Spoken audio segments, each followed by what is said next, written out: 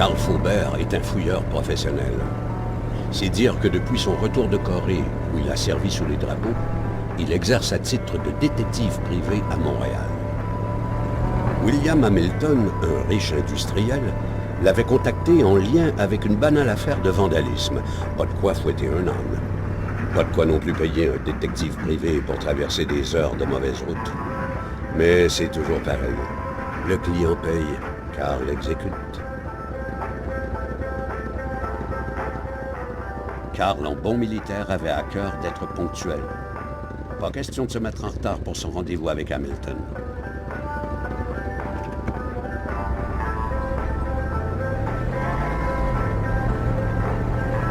Ils avaient rendez-vous au magasin général. Ça appartenait à son client. En fait, tout le village appartenait à William Hamilton.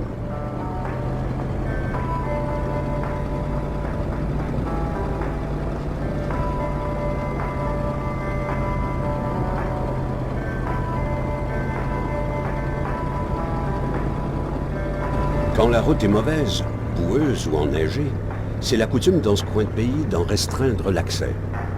C'était aussi la coutume de ne pas trop y prendre garde et de passer quand même.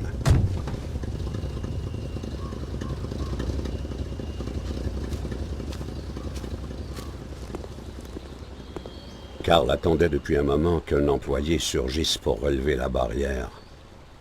Comme c'était étrange d'ailleurs, une route comme celle-là, ainsi obstruée. Décidément, aucun employé ne se presserait à ouvrir la barrière pour une route qui menait nulle part. Carl devait se débrouiller seul.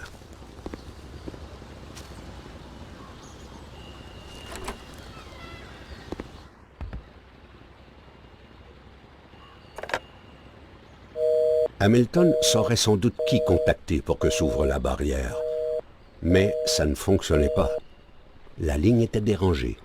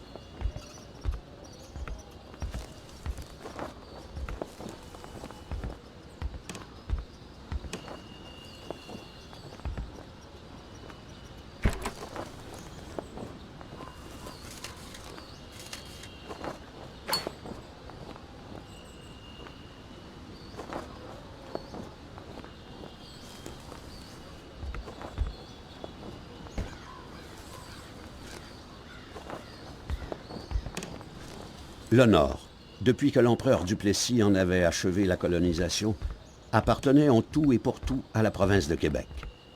Son drapeau bleu y flottait, un peu pour narguer le drapeau rouge du Canada qui n'y avait pas droit de citer, un peu pour montrer les dents aux gens du Labrador, qui avaient volé au Québec un grand morceau de terre quelques années plus tôt.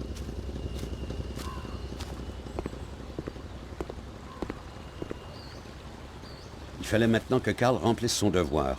Hamilton l'attendait au magasin général.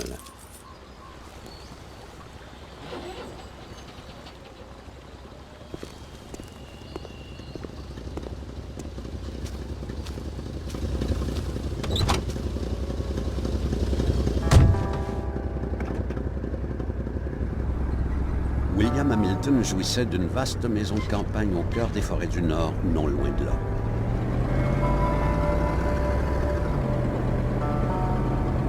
Les populations locales étaient divisées au sujet de William Hamilton. Certains voyaient en lui un philanthrope fortuné au service de l'économie de la région. D'autres le détestaient jusqu'à manigancer contre lui, ce vieil Anglais riche, prêt à tout pour gonfler son industrie. Dernièrement, William Hamilton s'était porté acquéreur de divers commerces locaux et avait mis en branle la réouverture d'une mine, éveillant hurlements de colère et menaces dont la population crie. Pour ce qu'on savait, Karl, plusieurs personnes avaient de grands motifs de s'en prendre à William Hamilton.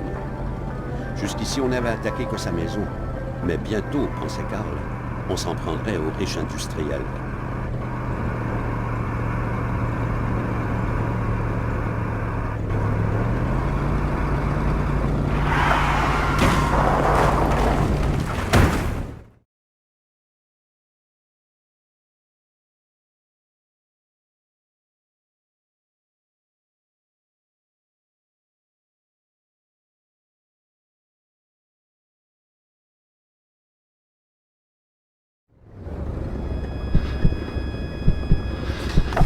Karl devait sortir de là. Le froid et la douleur appelaient des soins de toute urgence.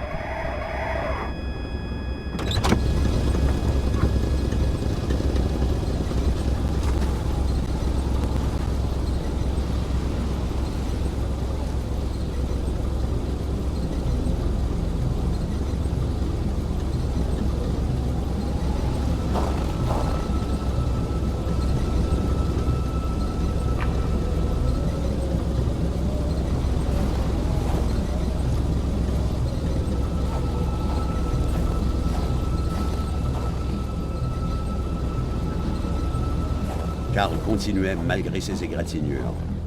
Sa mère serait vraiment fière de lui.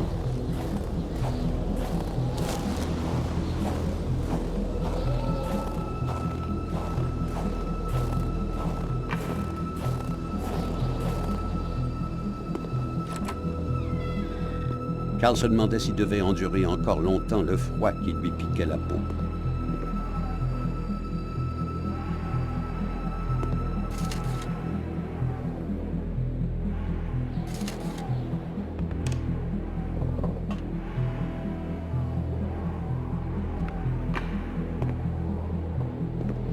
Karl ne pouvait pas se résoudre à abandonner. Quelque chose assurément pouvait lui être utile là-dedans.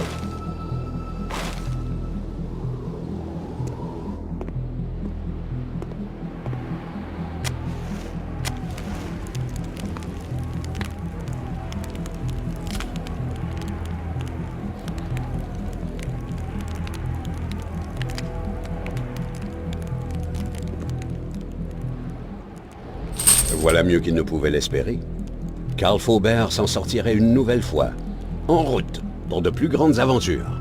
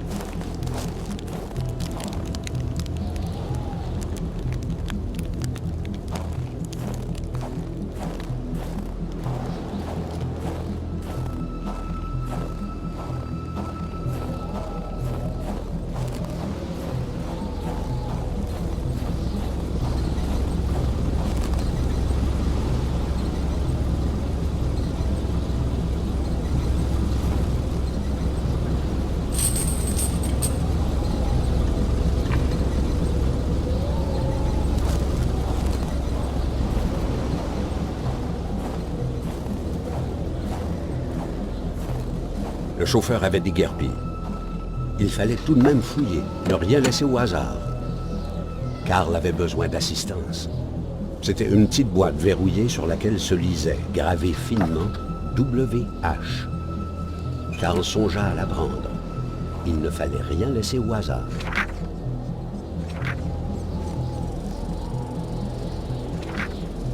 Voilà un beau désespoir fait de poésie nordique. Mais Karl n'était pas très sensible aux phrases pleines de guirlandes.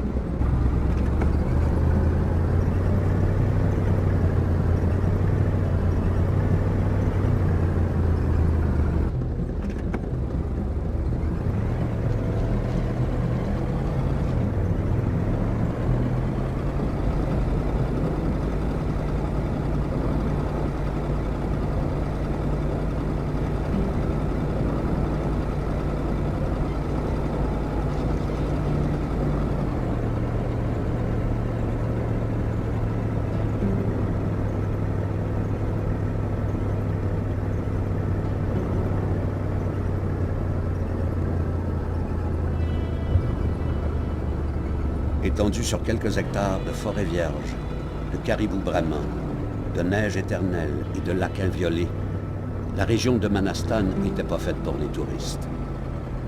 Elle abritait depuis des millénaires, disait-on, des populations cries et depuis l'ère industrielle, des mines de métaux.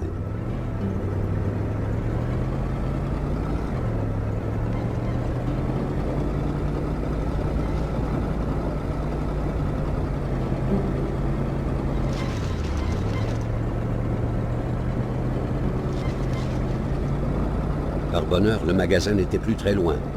Karl commençait à craindre la panne d'essence.